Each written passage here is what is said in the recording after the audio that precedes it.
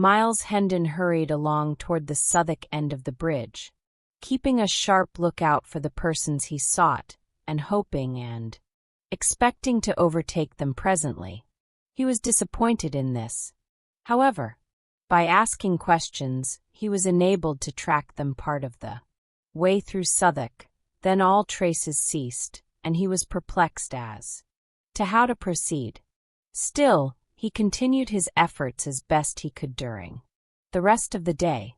Nightfall found him leg-weary, half-famished, and his desire as far from accomplishment as ever. So he supped at the Tabard Inn and went to bed, resolved to make an early start in the morning and give the town an exhaustive search. As he lay thinking and planning, he presently began to reason thus: the boy would escape from the ruffian, his reputed father, if possible. Would he go back to London and seek his former haunts? No, he would not do that. He would avoid recapture. What, then, would he do?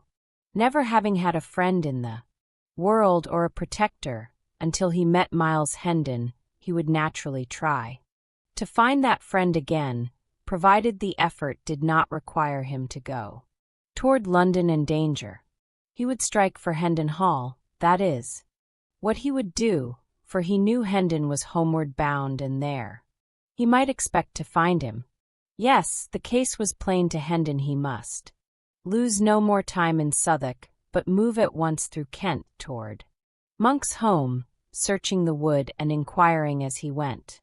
Let us return to the vanished little king now.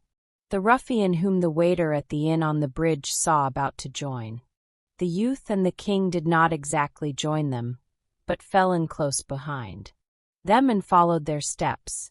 He said nothing. His left arm was in a sling, and he wore a large green patch over his left eye. He limped slightly and used an oaken staff as a support. The youth led the king a crooked course through Southwark, and by struck into the high road beyond. The king was irritated now, and said he would stop here. It was Hendon's place to come to him, not his to go to Hendon. He would not endure such insolence. He would stop where he was. The youth said, "Thou wilt tarry here, and thy friend lying wounded in the wood yonder? So be it then."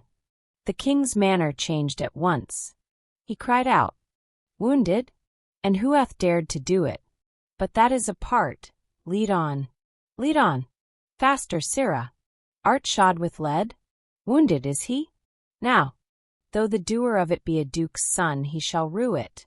It was some distance to the wood, but the space was speedily traversed. The youth looked about him, discovered a bough sticking in the ground, with a small bit of rag tied to it, then led the way into the forest, watching for similar boughs and finding them at intervals. They were evidently guides to the point he was aiming at. By and by an open place was reached where were the charred remains of a farmhouse, and near them a barn which was falling to ruin and decay. There was no sign of life anywhere, and utter silence prevailed. The youth entered the barn, the king following eagerly upon his heels. No one there. The king shot a surprised and suspicious glance at the youth and asked, "Where is he?" A mocking laugh was his answer. The king was in a rage in a moment. He seized a billet of wood and was in the act of charging upon the youth, when another mocking laugh fell upon his ear. It was from the lame ruffian who had been following at a distance. The king turned and said, angrily, "Who art thou? What is thy business here?" "Leave thy foolery," said the man, "and quiet thyself. My disguise is none so good that thou canst pretend thou knowest not thy father. Through it, thou art not my father. I know thee not. I am the king. If thou hast hid my servant, find him for me, or thou shalt sup sorrow for what thou hast done."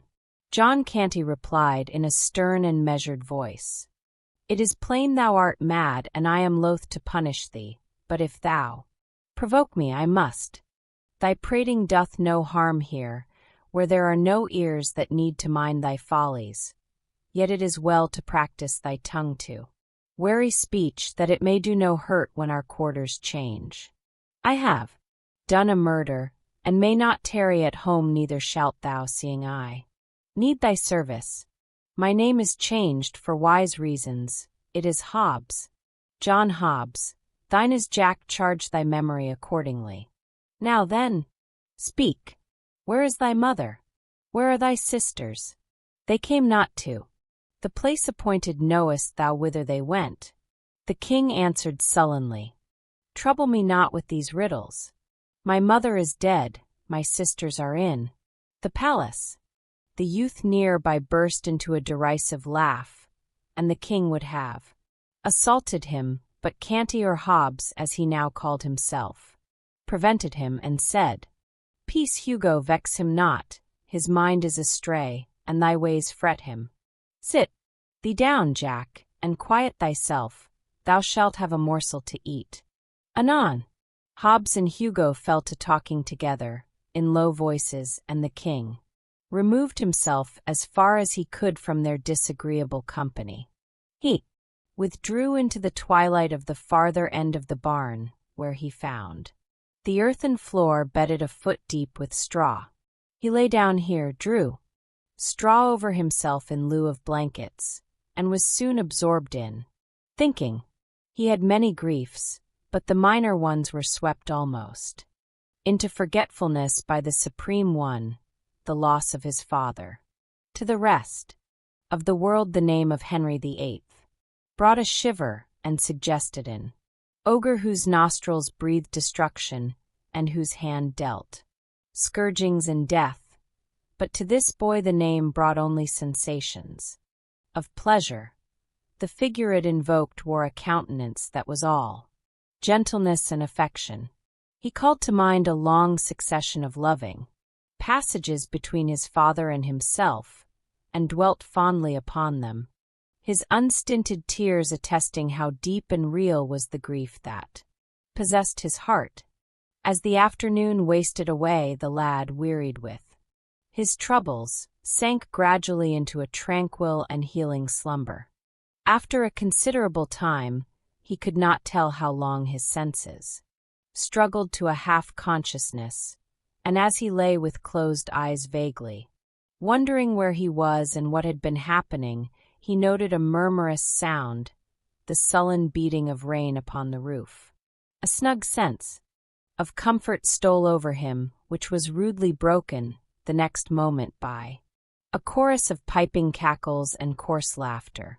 It startled him disagreeably, and he unmuffled his head to see whence this interruption proceeded. A grim and unsightly picture met his eye. A bright fire was burning in the middle of the floor at the other end of the barn, and around it, and lit weirdly up by the red glare, lolled and sprawled the motliest company of tattered gutter scum and ruffians of both sexes he had ever read or dreamed of. There were huge stalwart men, brown with exposure, long-haired, and clothed in fantastic rags. There were middle-sized youths of truculent countenance and similarly clad.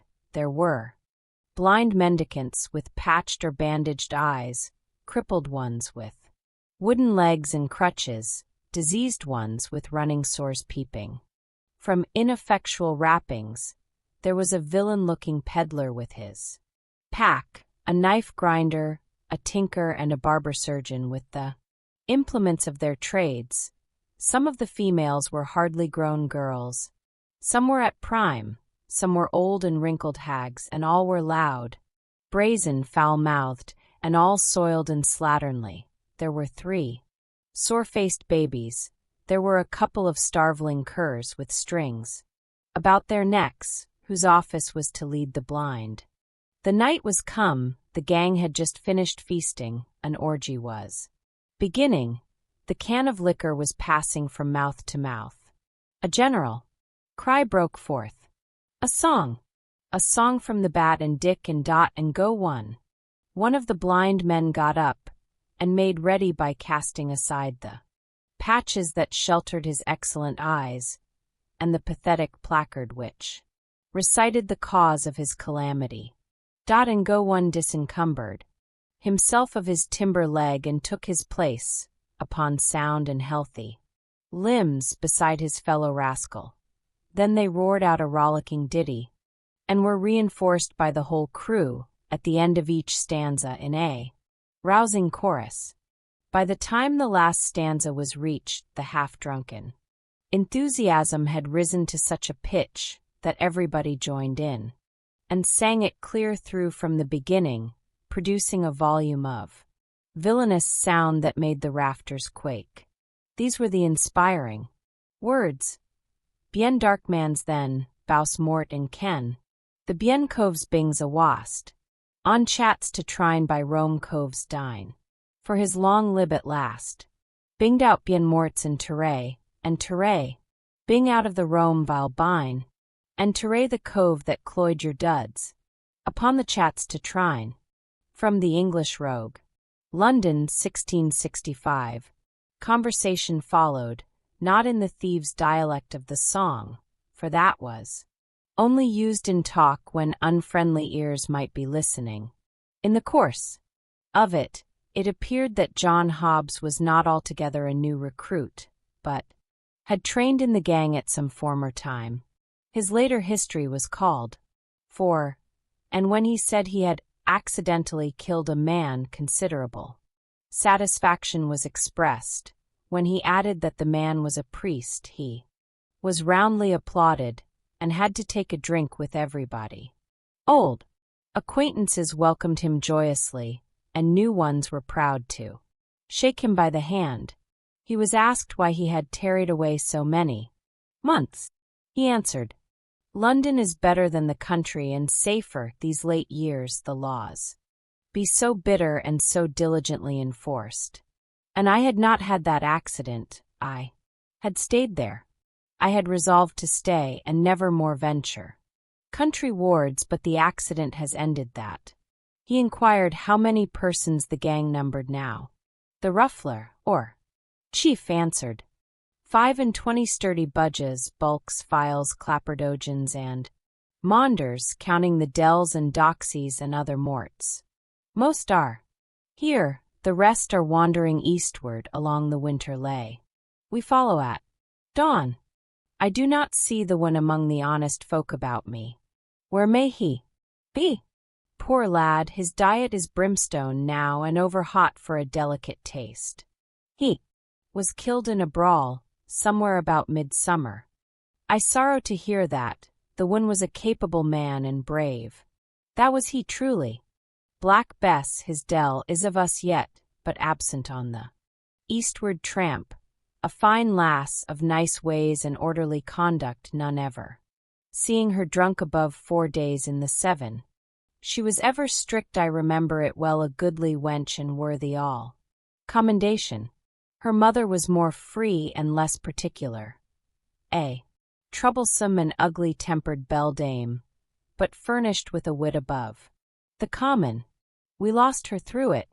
Her gift of palmistry and other sorts of fortune-telling begot for her at last a witch's name and fame. The law roasted her to death at a slow fire. It did touch me to a sort of tenderness to see the gallant way she met her lot, cursing and reviling all the crowd that gaped and gazed around her, whilst the flames licked upward toward her face and catched her thin locks and crackled about her old grey head, cursing them. Why, and thou shouldst live 1,000 years, thou'dst never hear so masterful a cursing. Alack, her art died with her. There be base and weakling imitations left, but no true blasphemy. The ruffler sighed. The listeners sighed in sympathy. A general depression fell upon the company for a moment, for even hardened outcasts like these are not wholly dead to sentiment, but are able to feel a fleeting sense of loss and affliction at wide intervals and under peculiarly favoring circumstances, as in cases like to this, for instance, when genius and culture depart and leave no heir. However, a deep drink all round soon restored the spirits of the mourners. Have any others of our friends fared hardly? Asked Hobbs. Some, yes. Particularly newcomers, such as small husbandmen, turned shiftless and hungry upon the world because their farms were taken from them to be changed to sheep ranges. They begged and were whipped at the cart's tail, naked from the girdle up, till the blood ran. Then set in the stocks to be pelted, they begged again, were whipped again, and deprived of an ear. They begged a third time, poor devils. What else could they do? And were branded on the cheek with a red-hot iron, then sold for slaves. They ran away, were hunted down, and hanged. 'Tis a brief tale and quickly told. Others of us have fared less. Hardly. Stand forth, Yokel, Burns, and Hodge, show your adornments. These stood up and stripped away some of their rags, exposing their backs, criss-crossed with ropey old welts left by the lash. One turned up his hair and showed the place where a left ear had once been. Another showed a brand upon his shoulder, the letter V, and a mutilated ear. The third said, I am Yokel, once a farmer and prosperous, with loving wife and kids. Now am I somewhat different in estate and calling, and the wife and kids are gone. Mayhap they are in heaven, mayhappen in the other place, but the kindly God be thanked, they bide no more in England. My good old, blameless mother strove to earn bread by nursing the sick. One of these died, the doctors knew not how, so my mother was burnt for a witch, whilst my babes looked on and wailed. English law, up all with your cups! Now all together and with a cheer, drink to the merciful English law that delivered her from the English hell. Thank you, mates, one and all. I begged, from house to house, I and the wife bearing with us the hungry kids, but it was crime to be hungry in England, so they stripped us and lashed us through 3 towns. Drink ye all again to the merciful English law, for its lash drank deep of my Mary's blood, and its blessed deliverance came quick.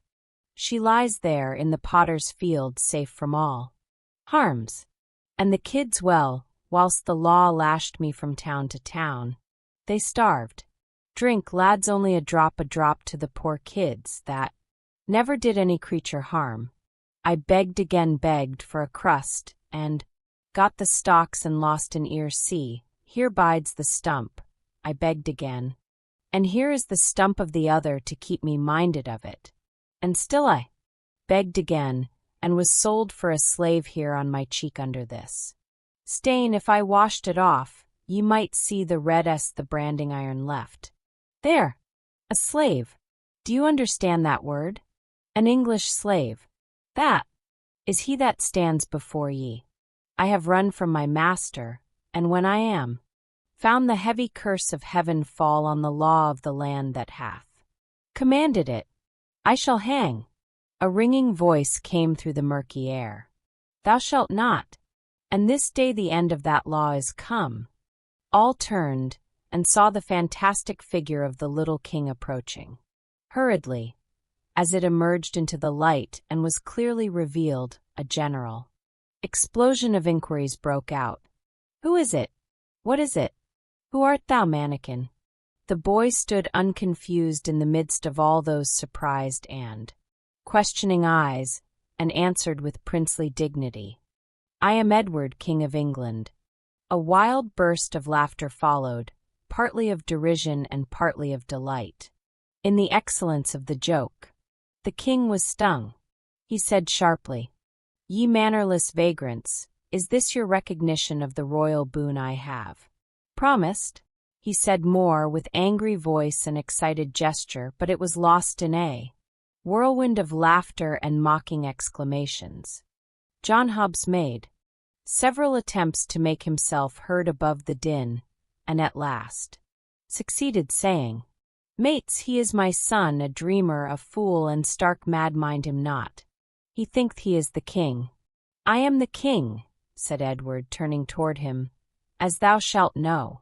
To thy cost, in good time. Thou hast confessed a murder, thou shalt swing for it.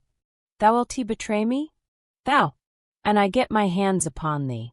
Tut, tut, said the burly ruffler, interposing in time to save the king, and emphasizing this service by knocking Hobbs down with his fist.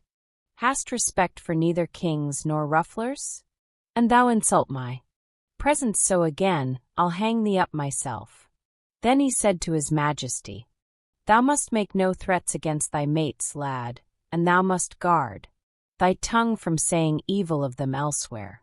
Be king, if it please thy mad humor, but be not harmful in it. Sink the title thou hast uttered. 'Tis treason. We be bad men in some few trifling ways, but none among us is so base as to be traitor to his king. We be loving and loyal hearts in that regard. Note if I speak truth. Now all together. Long live Edward, King of England. Long live Edward, King of England. The response came with such a thundergust from the motley crew that the crazy building vibrated to the sound.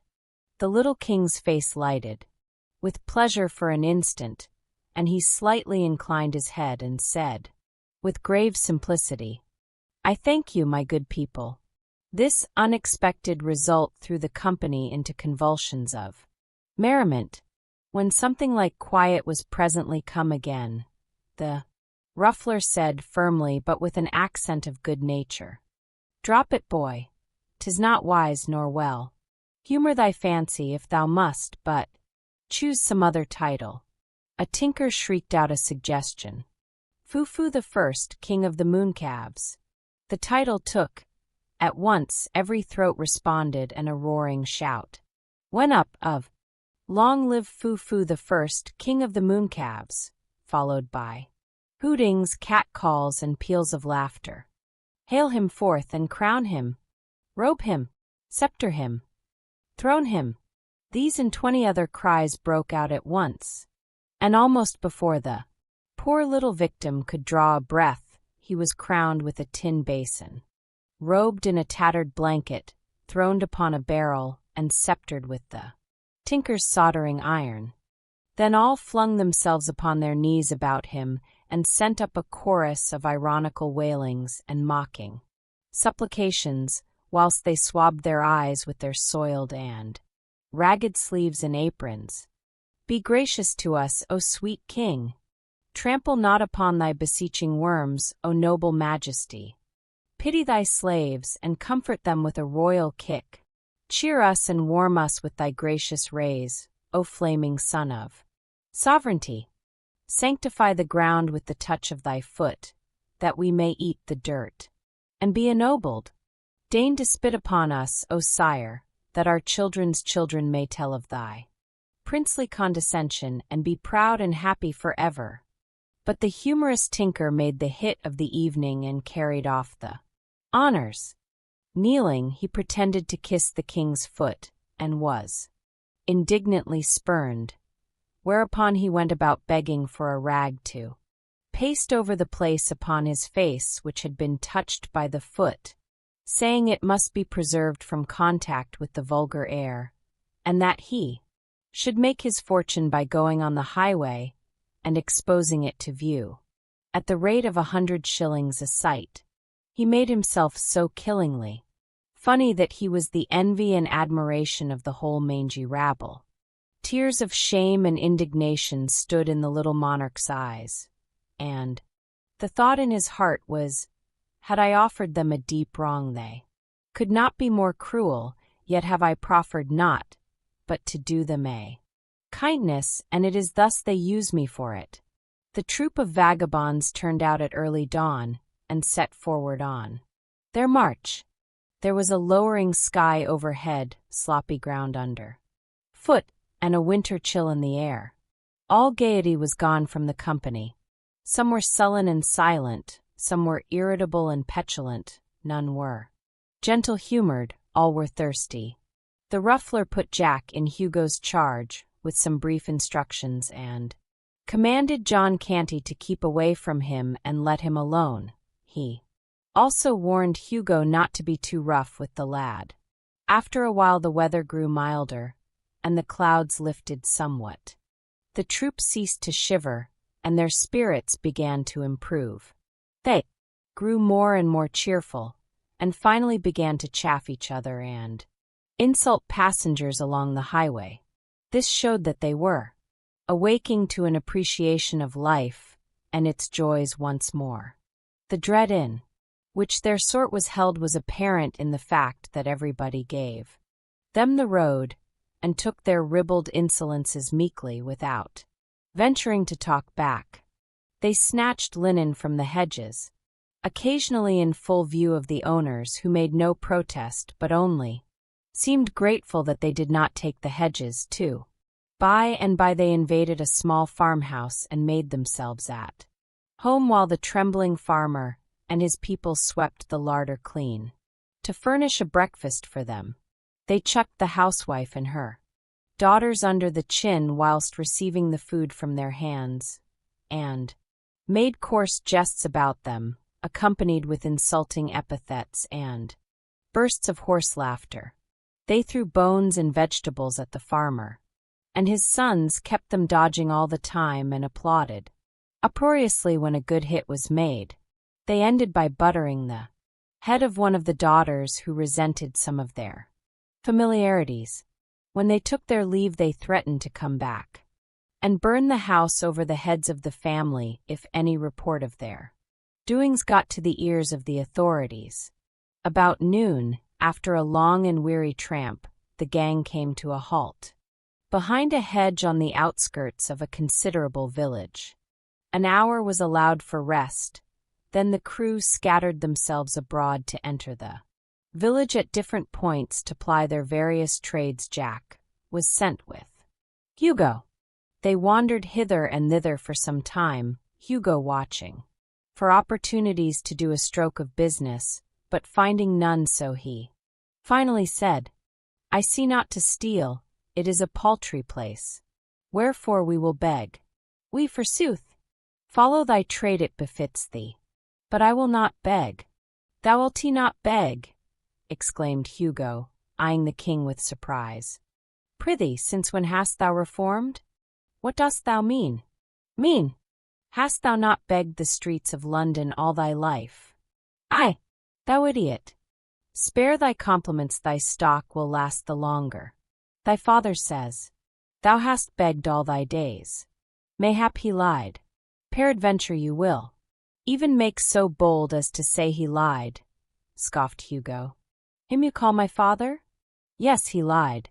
"Come, play not thy merry game of madman so far, mate. Use it for thy amusement, not thy hurt. And I tell him this, he will scorch thee finely. For it, save thyself the trouble. I will tell him. I like thy spirit, I do in truth, but I do not admire thy judgment. Bone-rackings and bastings be plenty enow in this life, without going out of one's way to invite them. But a truce to these matters. I believe your father. I doubt not he can lie. I doubt not he doth lie upon occasion, for the best of us do that, but there is no occasion here. A wise man does not waste so good a commodity as lying for naught. But come, sith it is thy humor to give over begging, wherewithal shall we busy ourselves? With robbing kitchens, the king said impatiently. Have done with this folly, you weary me. Hugo replied with temper. Now hark ye, mate, you will not beg, you will not rob, so be it. But I will tell you what you will do. You will play decoy whilst I beg. Refuse, and you think you may venture. The king was about to reply contemptuously, when Hugo said, interrupting, Peace! Here comes one with a kindly face. Now will I fall down in a fit. When the stranger runs to me, set you up a wail, and fall upon your knees, seeming to weep, then cry out as all the devils of misery were in your belly, and say, Oh, sir, it is my poor afflicted brother, and we be friendless. O God's name, cast through your merciful eyes one pitiful look. Upon a sick, forsaken, and most miserable wretch, bestow one little penny out of thy riches upon one smitten of God, and ready to perish. And mind you, keep you on wailing, and abate not till we bilk him of his penny, else shall you rue it. Then immediately Hugo began to moan and groan and roll his eyes, and reel and totter about, and when the stranger was close at hand, down he sprawled before him with a shriek and began to writhe and wallow in the dirt in seeming agony. Oh dear, cried the benevolent stranger. Oh poor soul, how he doth suffer. There, let me help thee up. O noble sir, forbear, and God love you for a princely gentleman, but it giveth me cruel pain to touch me when I am taken so. My brother there will tell your worship how I am racked with anguish when these fits be upon me. A penny, dear sir, a penny to buy a little food, then leave me to my sorrows. A penny, thou shalt have 3, thou hapless creature. And he fumbled in his pocket with nervous haste and got them out. There, poor lad, take them and most welcome. Now come hither, my boy, and help me carry thy stricken brother to yon house where— I am not his brother, said the king, interrupting. What? Not his brother? Oh, hear him, groaned Hugo, then privately ground his teeth. He denies his own brother, and he with one foot in the grave. Boy, thou art indeed hard of heart, if this is thy brother. For shame! And he's scarce able to move hand or foot. If he is not thy brother, who is he then? A beggar and a thief. He has got your money and has picked your pocket likewise. And thou wouldst do a healing miracle, lay thy staff over his shoulders and trust Providence for the rest. But Hugo did not tarry for the miracle.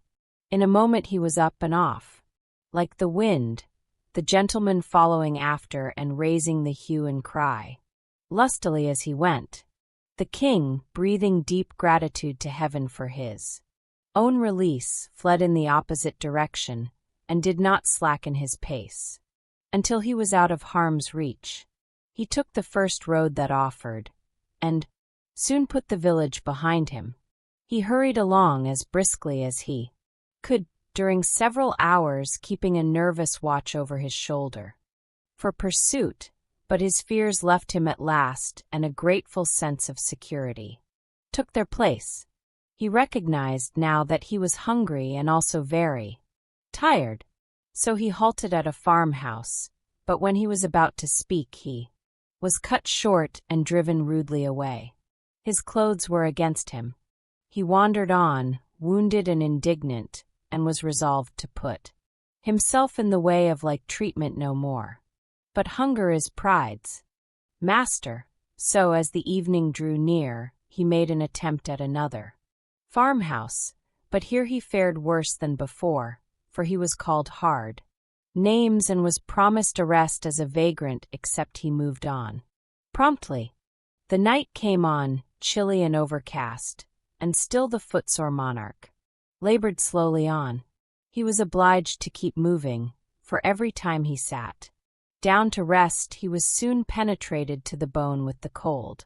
All his sensations and experiences, as he moved through the solemn gloom and the empty vastness of the night, were new and strange to him. At intervals he heard voices approach, pass by, and fade into silence, and as he saw nothing more of the bodies they belonged to than a sort of formless drifting blur, there was something spectral and uncanny about it all that made him shudder. Occasionally he caught the twinkle of a light always far away, apparently almost in another world. If he heard the tinkle of a sheep's bell, it was vague, distant, indistinct. The muffled lowing of the herds floated to him on the night wind in vanishing cadences, a mournful sound. Now and then came the complaining howl of a dog over viewless expanses of field and forest. All sounds were remote. They made the little king feel that all life and activity were far removed from him, and that he stood solitary, companionless, in the center of a measureless solitude. He stumbled along, through the gruesome fascinations of this new experience, startled occasionally by the soft rustling of the dry leaves.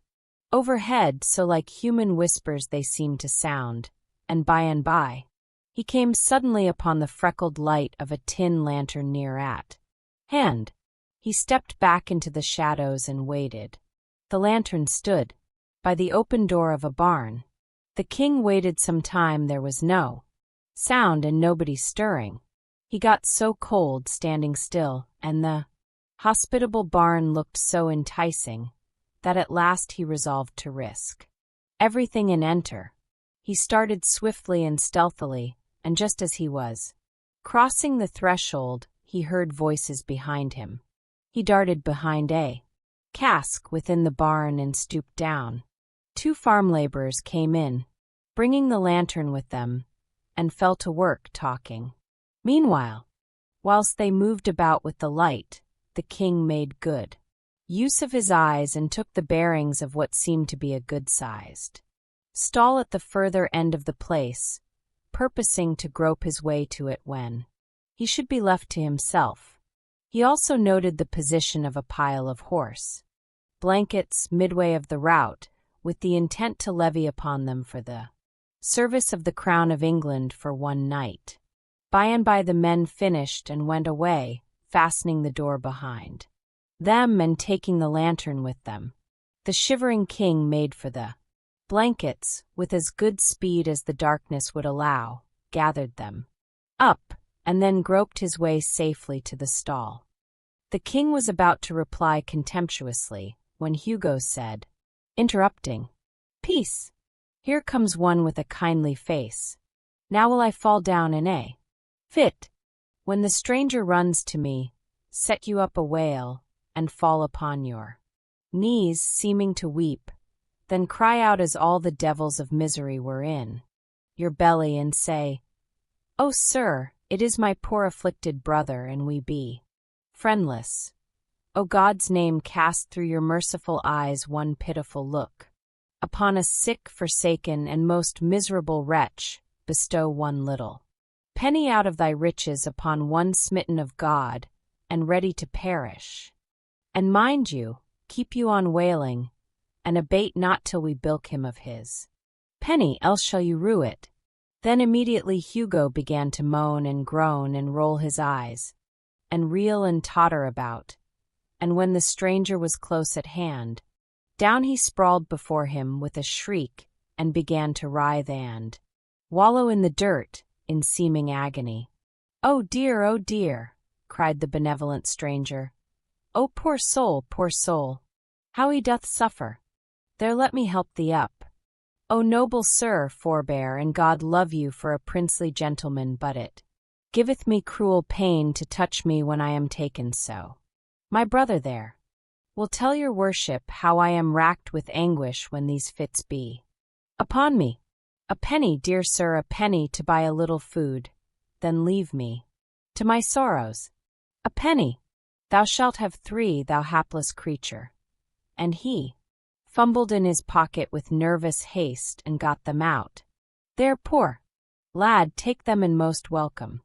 Now come hither, my boy, and help me carry thy stricken brother to yon house where—" "I am not his brother," said the king, interrupting. "What? Not his brother? Oh, hear him!" groaned Hugo, then privately ground his teeth. "He denies his own brother, and he with one foot in the grave. Boy, thou art indeed hard of heart, if this is thy brother. For shame!" And he's scarce able to move hand or foot. "If he is not thy brother, who is he then? A beggar and a thief. He has got your money and has picked your pocket likewise. And thou wouldst do a healing miracle, lay thy staff over his shoulders and trust Providence for the rest." But Hugo did not tarry for the miracle. In a moment he was up and off, like the wind, the gentleman following after and raising the hue and cry lustily as he went. The king, breathing deep gratitude to heaven for his own release, fled in the opposite direction and did not slacken his pace until he was out of harm's reach. He took the first road that offered, and soon put the village behind him. He hurried along as briskly as he could, during several hours keeping a nervous watch over his shoulder for pursuit, but his fears left him at last, and a grateful sense of security took their place. He recognized now that he was hungry and also very tired, so he halted at a farmhouse, but when he was about to speak he was cut short and driven rudely away. His clothes were against him. He wandered on, wounded and indignant, and was resolved to put himself in the way of like treatment no more. But hunger is pride's master, so as the evening drew near, he made an attempt at another farmhouse, but here he fared worse than before, for he was called hard names and was promised arrest as a vagrant, except he moved on promptly. The night came on, chilly and overcast, and still the footsore monarch labored slowly on. He was obliged to keep moving, for every time he sat down to rest he was soon penetrated to the bone with the cold. All his sensations and experiences, as he moved through the solemn gloom and the empty vastness of the night, were new and strange to him. At intervals he heard voices approach, pass by, and fade into silence, and as he saw nothing more of the bodies they belonged to than a sort of formless drifting blur, there was something spectral and uncanny about it all that made him shudder. Occasionally he caught the twinkle of a light always far away, apparently almost in another world. If he heard the tinkle of a sheep's bell, it was vague, distant, indistinct. The muffled lowing of the herds floated to him on the night wind in vanishing cadences, a mournful sound. Now and then came the complaining howl of a dog over viewless expanses of field and forest. All sounds were remote. They made the little king feel that all life and activity were far removed from him, and that he stood solitary, companionless, in the center of a measureless solitude. He stumbled along, through the gruesome fascinations of this new experience, startled occasionally by the soft rustling of the dry leaves overhead, so like human whispers they seemed to sound, and by, he came suddenly upon the freckled light of a tin lantern near at hand. He stepped back into the shadows and waited. The lantern stood by the open door of a barn. The king waited some time. There was no sound and nobody stirring. He got so cold standing still, and the hospitable barn looked so enticing, that at last he resolved to risk everything and enter. He started swiftly and stealthily, and just as he was crossing the threshold, he heard voices behind him. He darted behind a cask within the barn and stooped down. 2 farm laborers came in, bringing the lantern with them, and fell to work talking. Meanwhile, whilst they moved about with the light, the king made good use of his eyes and took the bearings of what seemed to be a good-sized stall at the further end of the place, purposing to grope his way to it when he should be left to himself. He also noted the position of a pile of horse blankets midway of the route, with the intent to levy upon them for the service of the Crown of England for one night. By and by the men finished and went away, fastening the door behind them and taking the lantern with them. The shivering king made for the blankets, with as good speed as the darkness would allow, gathered them up, and then groped his way safely to the stall. When the king awoke in the early morning, he found that a wet but thoughtful rat had crept into the place during the night and made a cozy bed for itself in his bosom. Being disturbed now, it scampered away. The boy smiled and said, "Poor fool, why so fearful? I am as forlorn as thou. 'Twould be a sham in me to hurt the helpless, who am myself so helpless. Moreover, I owe you thanks for a good omen, for when a king has fallen so low that the very rats do make a bed of him, it surely meaneth that his fortunes be upon the turn, since it is plain he can no lower go." He got up and stepped out of the stall, and just then he heard the sound of children's voices. The barn door opened, and a couple of little girls came in. As soon as they saw him, their talking and laughing ceased, and they stopped and stood still, gazing at him with strong curiosity. They presently began to whisper together, then they approached nearer, and stopped again to gaze and whisper. By and by they gathered courage, and began to discuss him aloud. One said, "He hath a comely face." The other added, "And pretty hair, but is ill-clothed enow, and how starved he looketh."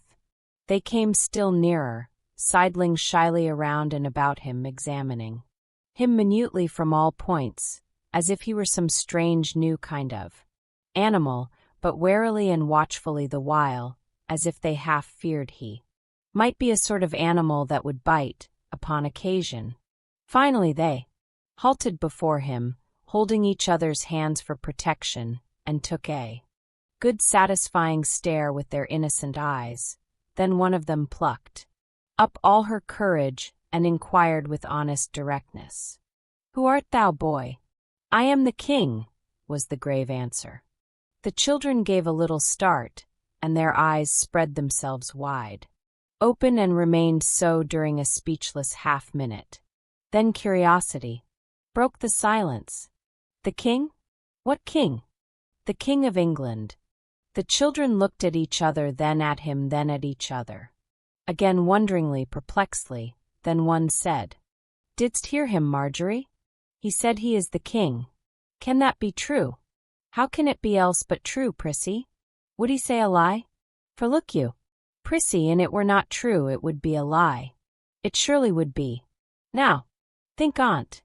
For all things that be not true, be lies thou canst make not else out of it." It was a good tight argument, without a leak in it anywhere, and it left Prissy's half-doubts not a leg to stand on.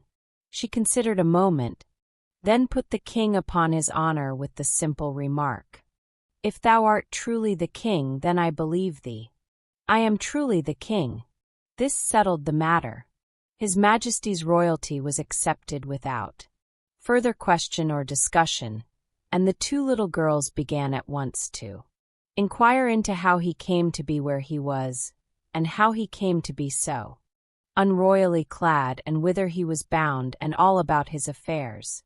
It was a mighty relief to him to pour out his troubles where they would not be scoffed at or doubted, so he told his tale with feeling, forgetting even his hunger for the time, and it was received with the deepest and tenderest sympathy by the gentle little maids. But when he got down to his latest experiences, and they learned how long he had been without food, they cut him short and hurried him away to the farmhouse to find a breakfast for him.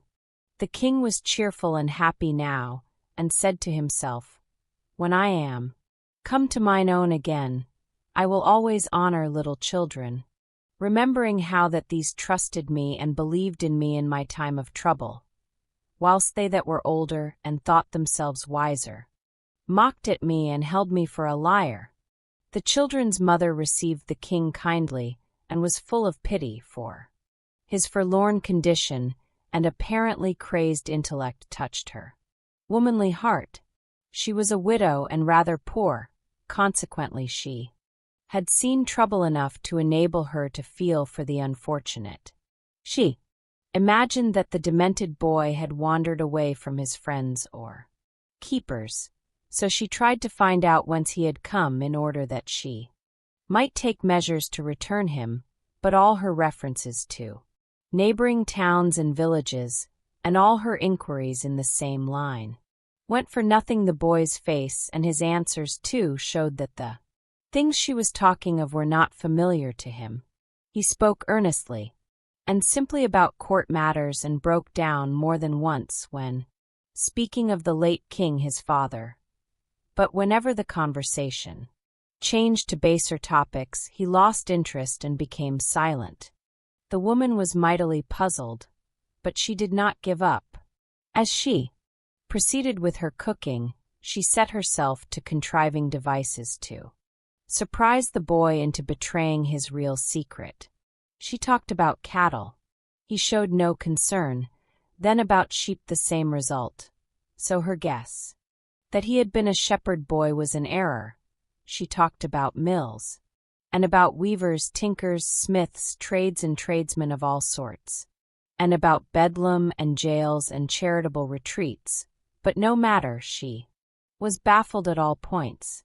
Not altogether, either, for she argued that she had narrowed the thing down to domestic service. Yes, she was sure she was on the right track now. He must have been a house servant. So she led up to that. But the result was discouraging. The subject of sweeping appeared to weary him, fire-building failed to stir him, scrubbing and scouring awoke no enthusiasm. The goodwife touched with a perishing hope, and rather as a matter of form, upon the subject of cooking. To her surprise and her vast delight, the king's face lighted at once. Ah, she had hunted him down at last, she thought. And she was right proud, too, of the devious shrewdness and tact which had accomplished it. Her tired tongue got a chance to rest now, for the king's inspired by gnawing hunger and the fragrant smells that came from the sputtering pots and pans, turned itself loose and delivered itself up to such an eloquent dissertation upon certain toothsome dishes, that within 3 minutes the woman said to herself, "Of a truth I was right, he hath holpen in a kitchen." Then he broadened his bill of fare, and discussed it with such appreciation and animation, that the goodwife said to herself, "Good lack! How can he know so many dishes, and so fine ones, withal? For these belong only upon the tables of the rich and great. Ah, now I see. Ragged outcast as he is, he must have served in the palace before his reason went astray. Yes, he must have helped in the very kitchen of the king himself. I will test him."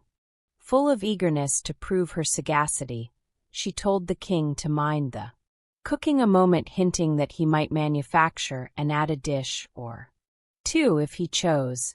Then she went out of the room and gave her children a sign to follow after. The king muttered.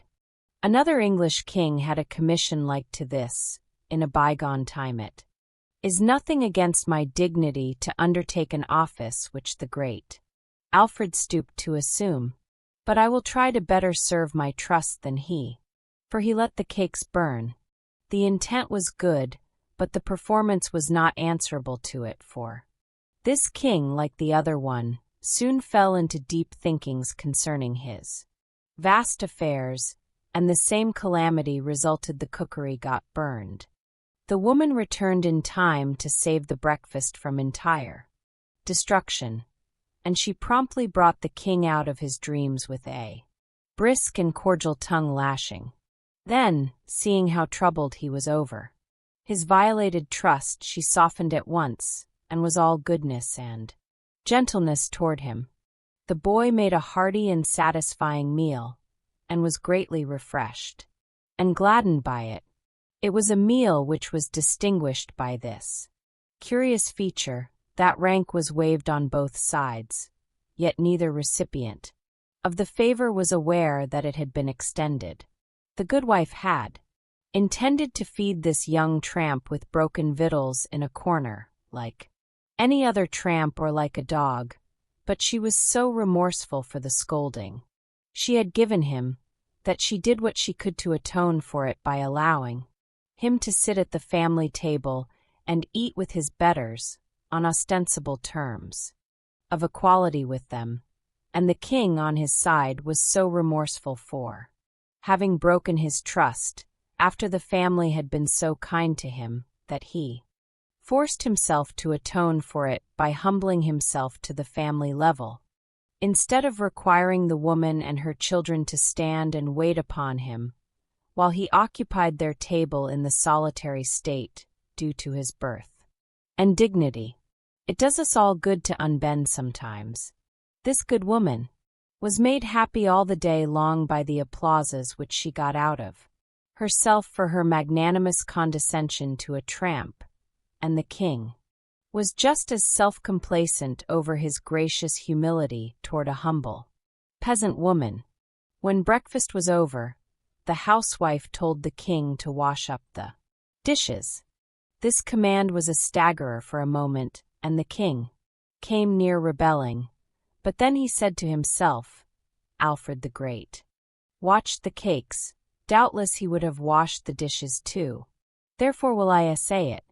He made a sufficiently poor job of it, and to his surprise too, for the cleaning of wooden spoons and trenchers had seemed an easy thing to do. It was a tedious and troublesome piece of work, but he finished it at last. He was becoming impatient to get away on his journey now. However, he was not to lose this thrifty dame's society so easily. She furnished him some little odds and ends of employment which he got through with after a fair fashion and with some credit. Then she set him and the little girls to paring some winter apples, but he was so awkward at this service that she retired him from it and gave him a butcher knife to grind.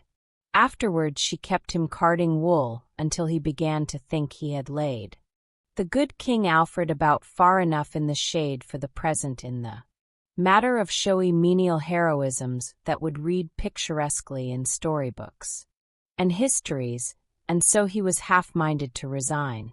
And when, just after the noonday dinner, the good wife gave him a basket of kittens to drown, he did resign.